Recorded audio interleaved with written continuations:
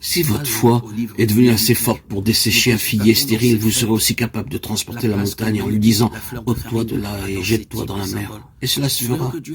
Si vous aviez de la foi et que vous ne doutiez point, Matthieu 21, 21. Si vous savez que Dieu est pour vous, qu'il appuie vos paroles, il n'y aura pas de doute dans votre cœur. Ce n'est pas par rancune, par ressentiment, dans un esprit de vengeance, que Christ a desséché le figuier. Il l'a fait probablement dans le but d'enseigner à ses disciples le fonctionnement d'une certaine loi. Vous de même ne priez pas pour que les figuiers stériles, spirituellement parlant, soient frappés de la malédiction à cause de l'épreuve qu'ils représentent peut-être pour vous, ou parce que leur disparition pourrait vous apporter quelques sujets de gloire. Que votre prière soit inspirée par cette pureté de motif qui vient de l'unité avec Christ ressuscité, ne cherchant qu'à accomplir les œuvres de votre Maître. N'avez-vous pas rencontré des figuiers religieux qui ne portaient que des feuilles et point de fruits? Qu'avez-vous fait alors? Vous êtes-vous détourné en disant « comme c'est triste » ? Pourquoi n'êtes-vous pas allé au Seigneur en disant « Seigneur, dessèche cet arbre, afin que les âmes ne soient pas trompées par son moyen » ? C'est là ce qu'il faut faire, plutôt que de parler, de discuter à ce sujet. Mettez-vous à genoux et demandez à Dieu de faire sécher ce qui est stérile et de fortifier ce qui vient de lui.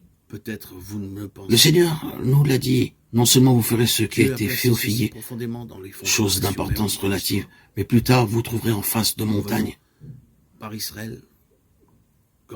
Nous avons encore un exemple de cette même profonde perception des choses divines par rapport au fonctionnement de la loi de la malédiction dans cette déclaration de Paul.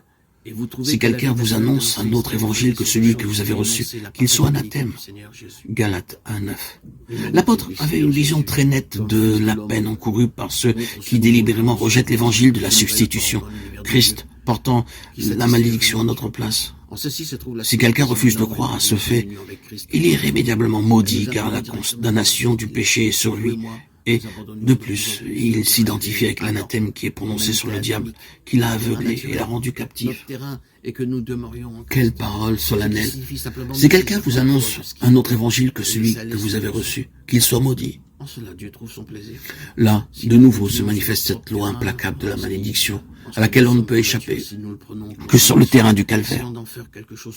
Si un homme ne veut pas accepter que Christ ait été fait malédiction à sa place, il devra porter lui-même sa propre malédiction. En fait, elle repose déjà sur lui, et ses résultats flétrissants ne se feront pas attendre. Pensez à tous ceux qui prêchent un autre évangile que celui de Golgotha.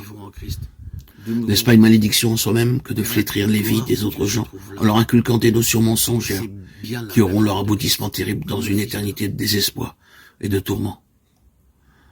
Quelles sont les heures les plus bénies et glorieuses dans l'expérience de chrétien? Ne sont-elles pas les heures durant lesquelles, recueillis, il contemple, absorbé, ce que Christ est